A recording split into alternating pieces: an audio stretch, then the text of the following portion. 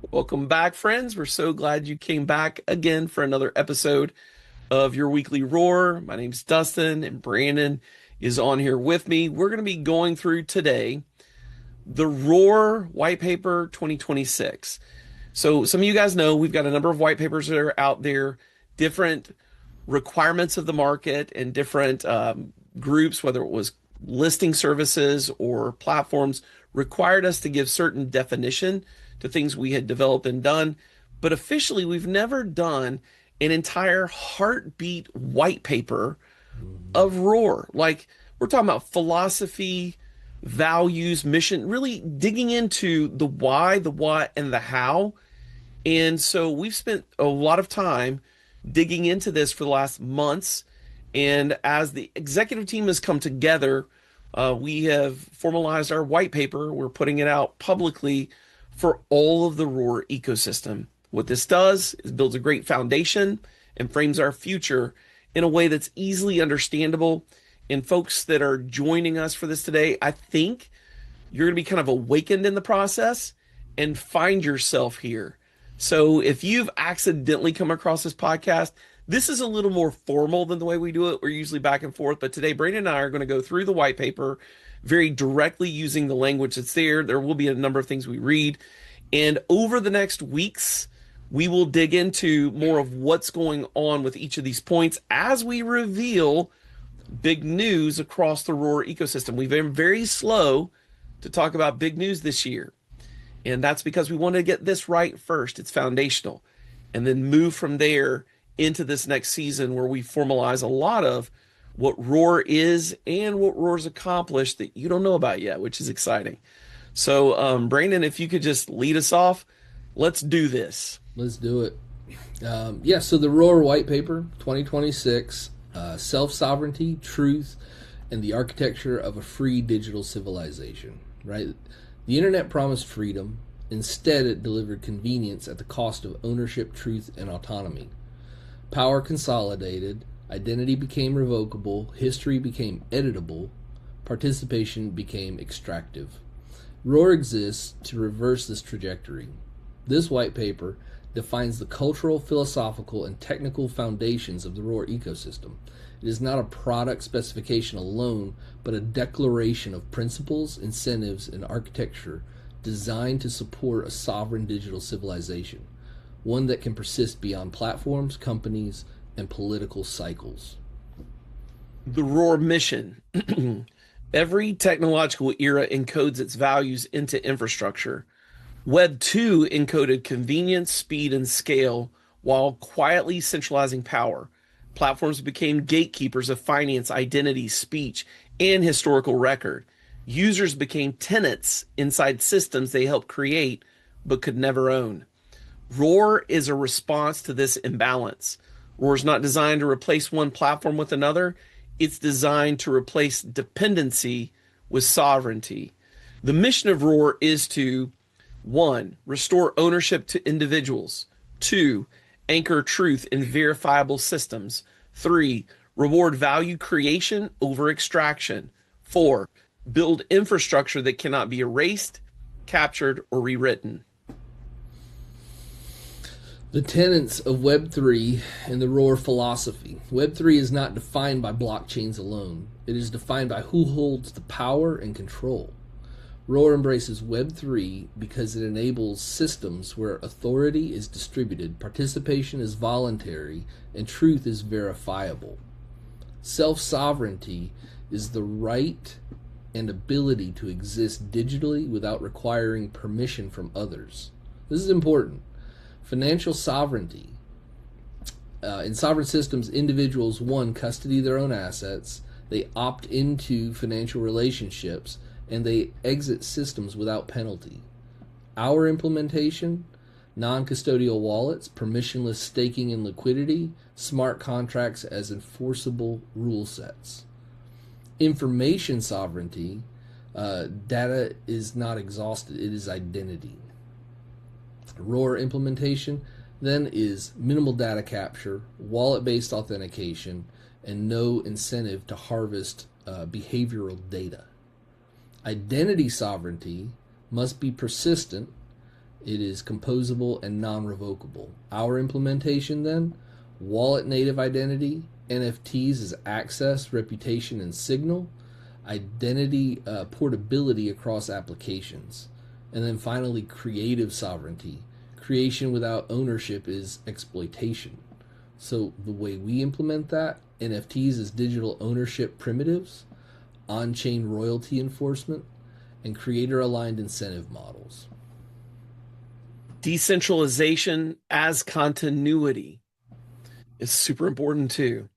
Decentralization is not an aesthetic choice. It is an existential one. Centralized systems fail silently, then suddenly. They fail when incentives change, when narratives shift, or when authority intervenes. A decentralized system may degrade, but it cannot be erased. We have a diagram in our white paper that, of course, we're not showing here, but we'll go through what it demonstrates. In Web 2, participation is conditional and revocable. In ROAR, participation is permissionless and persistent. Authority shifts from platforms and policies to cryptography and consensus. Why it matters? Decentralization is not about removing companies, it's about removing unilateral control. ROAR decentralized power so that no single entity can rewrite rules, erase history, or revoke participation once earned. Because of ROAR's architecture, no single entity controls execution, no update can rewrite history, no participant can unilaterally seize control. The ROAR sovereignty stack. So this one is a diagram, and I'm going to talk through it a little bit. Each layer supports the one above it. So you have at the bottom, you have governance and culture. This is DAO, nodes, social consensus, norms, and long-term alignment. And then you have infrastructure, which is the ROAR chain, execution, storage, and compute. And you have identity and reputation, wallets, NFTs, access, participation, and weight.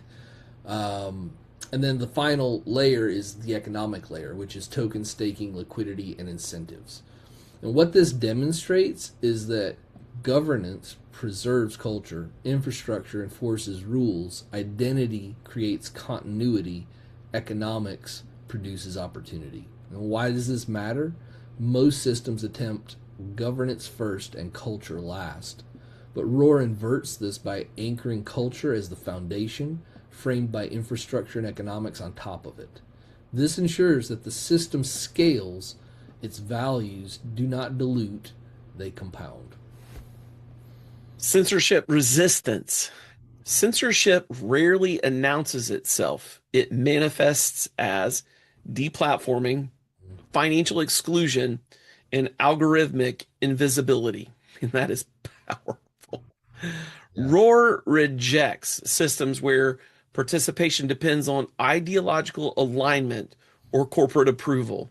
ROAR guarantees permissionless access to protocols, immutable smart contract execution, and community verified signals over platform curated narratives. Incentivized participation and the elimination of noise. Every system rewards behavior. Poorly designed systems reward spam. ROAR aligns incentives so that value creation compounds, extraction becomes expensive, and spam is financially disincentivized. The mechanisms that we use include staking aligned participation, NFT gated multipliers, slashing and opportunity cost, reputation through sustained contribution. Participation in ROAR is not entitlement, it is a sign of alignment. The ROAR participation flywheel. So we have a model that we've got in the paper here. Basically, it's a circular flywheel with 4 nodes connected clockwise. Each rotation strengthens the system. So contribution, reputation, reward, influence, back to contribution. The node definitions: contribution, building, liquidity, provision, development, education, governance, participation, and long-term alignment. Reputation, wallet-linked history of verifiable participation. NFTs, staking duration, and on-chain behavior. Reward is token emissions, yield multipliers, access rights, Governance weight and economic upside. Influence is increased decision weight, early access, protocol direction, and cultural stewardship. What this demonstrates is value creation compounds over time. Short-term extraction produces diminishing returns. Spam is financially unsustainable. And why does this matter? Because most systems reward volume, but ROAR rewards signal. By tying rewards and influence to sustained verifiable contribution, the ecosystem organically attracts and recognizes participants who strengthen it over time. Voices of extraction and distraction naturally fall silent. Wow. Let's just take a minute because we're actually almost done with this. I just want to say here, there's so many points that I just want to go wow or boom. Um, when I read this before I hit the next one, which is number 7, I just want to say these things are our core, That's right. and we utilize them now day to day in how we even behave in our relationships. And that last statement, it evokes something in me. I can't move on quickly, but let's go on. Trustless relationships and human involvement. Trustless systems do not remove trust. They remove ambiguity and vulnerability. Participants do not need to believe in counterparties. They only need to verify code. This enables global collaboration, anonymous participation, reduced corruption, and reduced institutional dependency. In this next diagram that we have in the white paper, we demonstrate how that intent becomes execution without reliance on intermediaries, discretion, or trust in counterparties. And so you see that it goes from human intent to wallet signature to smart contract to deterministic execution to on-chain verification and then final irreversible outcome. And that's pretty powerful. These are things that are very needed in the Web 2 world, which is not this way at all. So let's break down the steps.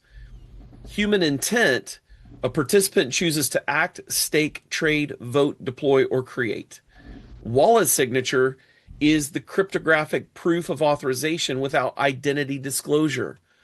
The smart contract logic is predefined transparent rules known before participation. The deterministic execution, outcomes are produced exactly as coded, no discretion. On-chain verification, the result is publicly verifiable and then timestamped. Immutably, the final outcome, execution cannot be reversed, censored, or selectively enforced. What this demonstrates, transactions are verified by code, not belief in counterparties. Rules are enforced uniformly. Outcomes are provable rather than promised. Now, why this matters? Trustless systems enable cooperation at global scale. Participants do not need to know or trust each other personally, only the code. This drastically reduces corruption, coordination cost, and institutional dependency. One more thing I want to say here is this is a statement that's about Web3 and ROAR's belief and what we do. Just because a project is in Web3 does not mean they apply this, even though it is a Web3 tenant. So understand what we're saying. This is what we agree to in this ecosystem. There are ecosystems that do revert, roll back, and overwrite. We call that suspect. Brandon. Number 8, immutability and the nature of truth. This is also a diagram, and it's about continuity architecture, and the purpose is to show how the ROAR ecosystem is designed to survive the founders, platforms, narratives, and political cycles without losing integrity. So it's a layered system with no single point of failure. Human actors are intentionally non-essential, and continuity is enforced by protocol, not people. So you've got the founders, the core team, which are non-essential, community contributors, node operators and validators, smart contracts and protocol rules. Then there's immutable ledger and distributed state. Continuity of systems is the final step. The key properties to this diagram is no individual or group can pause the system. Governance evolves without retroactive control. History cannot be rewritten. Participation remains permissionless. And then failure scenarios and outcomes would be the founder's exit. Protocol continues unchanged. Narrative shifts. On-chain truth remains intact. Regulatory pressure. Execution persists at the protocol layer. Community churn. Incentives realign new contributors. What this demonstrates is that ROAR is not dependent on leadership charisma, centralized infrastructure, or brand trust. It is continuity as guaranteed by distributed execution and its immutable state. And why does this matter? Because systems that depend on founders eventually fail. Systems that depend on protocol endure. ROAR is designed not to be led forever, but to endure for all time. Immutability is moral constraint. When history can be rewritten, the truth becomes negotiable. Let's just marinate on that for a second. When history can be rewritten, the truth becomes immutable. That's a powerful statement. History written in truth. On-chain events are time-stamped, verifiable, and immutable. They exist independent of interpretation. That means it's not about your perspective. The truth is what it is. Truth is paramount. In Web 2, it belongs to those who can afford to shape it. In Web 3, it cannot be owned. It can only be verified. ROAR treats immutability as a defense against corruption, a cultural anchor, and a guarantee of accountability. Bro, I feel that. Like, I want on my tombstone, when history can be rewritten, truth becomes negotiable. It's powerful. One of the best things I've ever had in my gut. Guys, I'm telling you, we didn't just write this for aesthetic. This is belief. This is core value. That's right. This is the tenets coming together. Next one is Life After Google, the ROAR interpretation of Gilder's laws. One of America's leading tech and economics thinkers, George Gilder, predicted the collapse of centralized cloud empires and the rise of cryptographic trust. ROAR operationalizes these ideas. The ROAR laws. The network is the computer. Trust migrates from institutions to protocols. Value accrues to the edge. That's so powerful. Value accrues all the way to the edge. Verification replaces authority. Incentives define culture. Centralization is a temporary optimization. Love that. Ownership outlasts access. Identity becomes cryptographic. History becomes immutable. Sovereignty becomes default. That's powerful. Number 10, final conclusion, the long game. ROAR is not optimized for hype cycles. That's important. It is not, it is optimized for continuity. The future does not belong to platforms. It belongs to systems that cannot be owned, rewritten, or erased. ROAR is one such system. Folks, what else can we say? That this is our core values and beliefs. This is the ROAR White Paper 2026. We will be taking the final version and launching it into PermaWeb. And this is where we're going to inform the decisions we make. We've mentioned that we have more than 28 software, which is the joke, in development for the longest time. You've heard about all that we built last year, 50 milestones in 52 weeks, and we have not stopped. So just because you haven't heard things for the last 6 weeks doesn't mean there isn't something happening right now. Milestones are continuously being made. You can know this. The milestones and the activities that you will hear that are coming out through the rest of this year as we build up momentum are framed in this reality. So we're giving you something you can hang your hat on. And if you're reading this and you're finding yourself today, you're finding that alignment, or you're hearing this podcast and going, yes, I'm all in for this. Well, just come and join us and follow us as we take this journey. We have a number of other white papers that are coming out that will speak into each specific case and use and direction we're taking. And we are working hard so that we will release that in a timely manner, along with a delivery of something that you can use, either through direct development from ROAR or even partnerships with other folks that are building on our stack. Folks, we are being purposeful and intentional. And now you have something to understand who we are and where we're going. The website may change over time. The beauty or the graphics may change over time. This endures. This is the core set of principles that we do all of our leadership and our coding by, therefore making it immutable so that we can't even break it ourselves as founders. Brandon, do you have anything else you want to say? Yeah, I just want to say that was a lot of information that Yeah. we just read through. I think people should treat this like an audiobook if they want to listen to the white paper and kind of go back through it a few times. But the best thing is to go look at the white paper. They can see the diagrams, they can understand it a little bit better, and truly get our heart, right? The idea is that folks can align with where we're going.